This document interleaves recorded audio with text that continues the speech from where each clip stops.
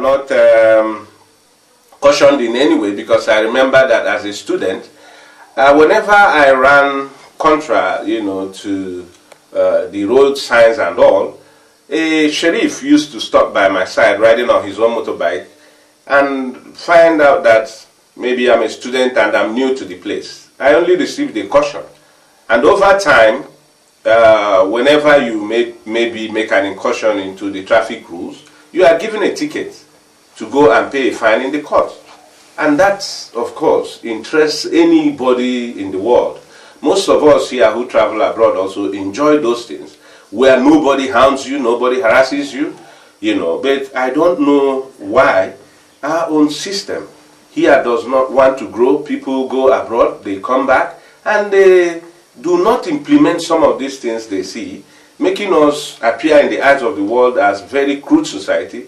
Of course, there in India, I remember that they used to taunt us that we live on top of bushes, that they wonder how we cope living on top of trees. And naturally, we also give it back to them that their High Commissioner also manages very well on one branch of a tree and parks his Mercedes-Benz on another branch. That, of course, makes them to realize the folly of asking such questions. Then you talk about school system. I studied from roughly an 8-classroom block, which was not beautified as the way we have them there. They have the collegiate system where one university can manage the whole of Nigeria.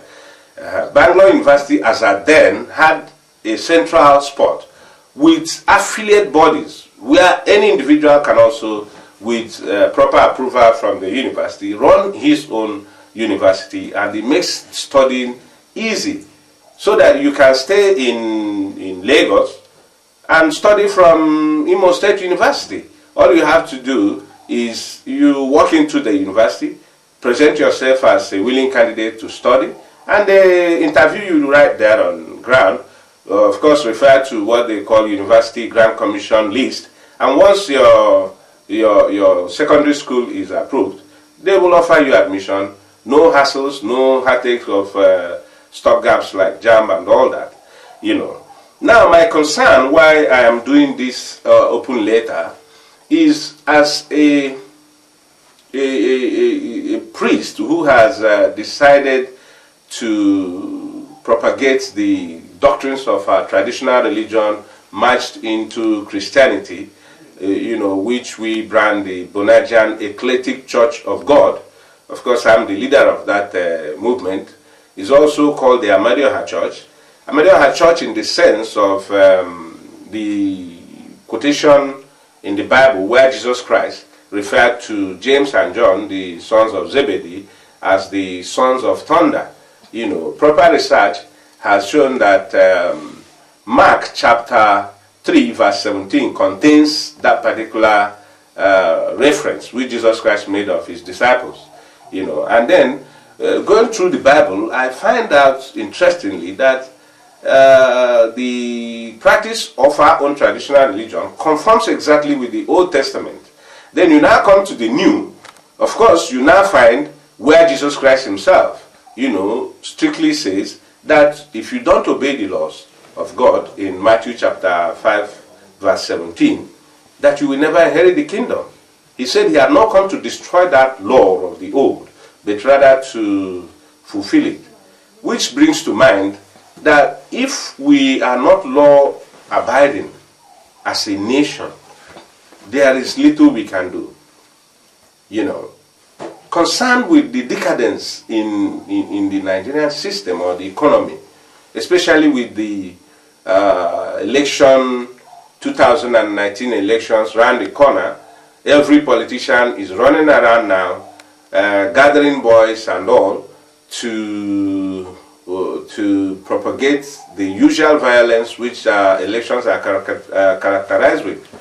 I have seen a situation where I live here in Port Harcourt, where in the last election, 80 people were documented, killed, and INEC, which are empowered by law to uphold or annul any election in a case where there is such violence went ahead to give results, which is an anomaly in any wise society. It does not happen like that.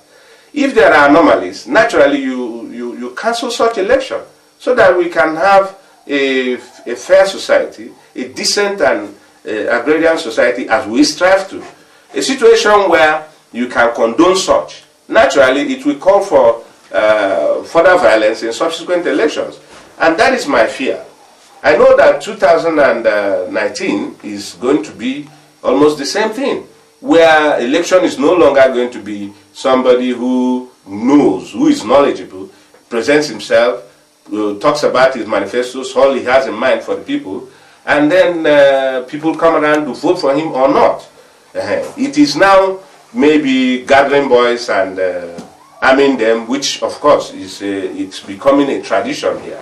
So I would like to now say that, making reference to the America where we all were enthralled with Obama's presentation as a candidate, Obama, a knowledgeable person anybody in the world would say, presented himself as a candidate. He defended his knowledge publicly. Of course, he had no money as such, but he went on public donations and all, and was able to clean that election, proving to the people that he knew what he was coming to do. And naturally, he won the election.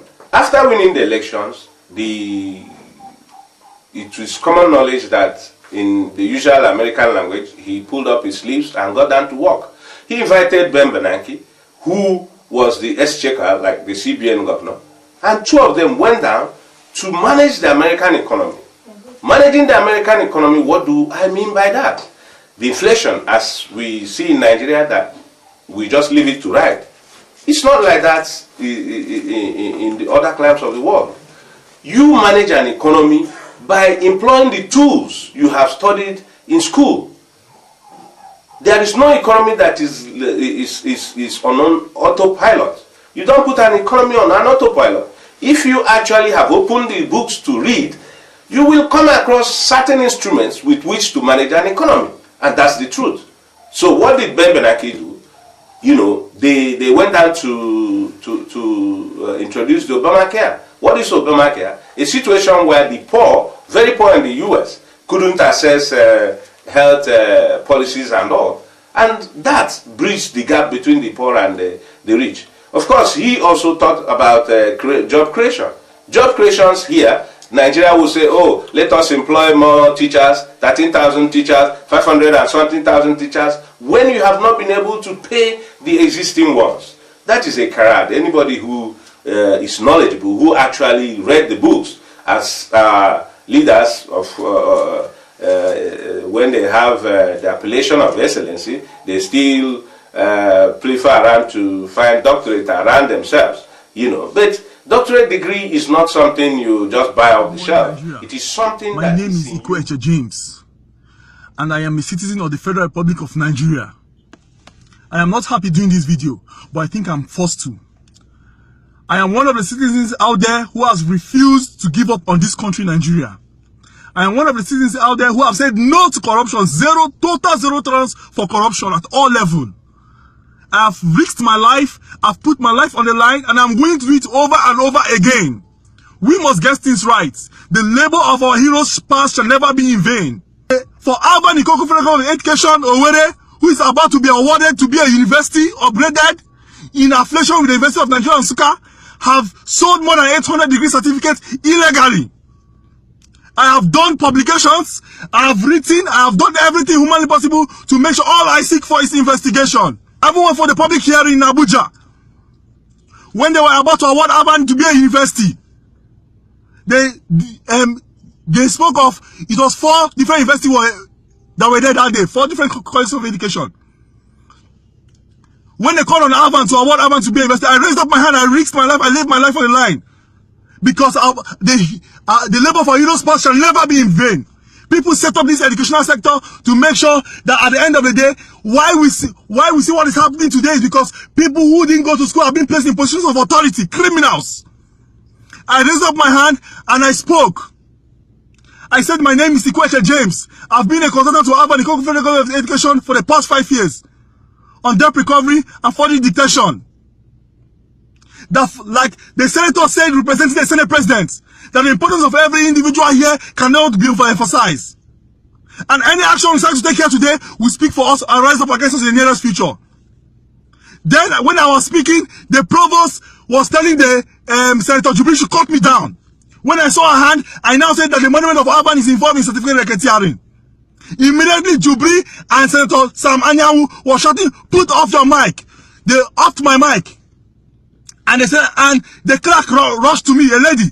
Say, "Who invited you here? Why did you come here? Did I invite you?" I say, "What do you mean? Am I entitled to a public petition? A public, am I entitled to a public hearing? Do I need your personal invitation to come for a public hearing?" Then the whole was kind of rowdy. Then Senator Jubri stood up and was trying to speak, trying to calm everybody down. The whole media houses were there. They were snapping me pictures, videoing me and everything. Senator Jubri said that if you're having an issue with the school, or the school is having an issue, that he doesn't think that it's the right place for me to come and say such an issue. He quoted one stupid law, the most stupid law I've ever seen in the Federal Republic of Nigeria. That if I was a senator, I would have been giving,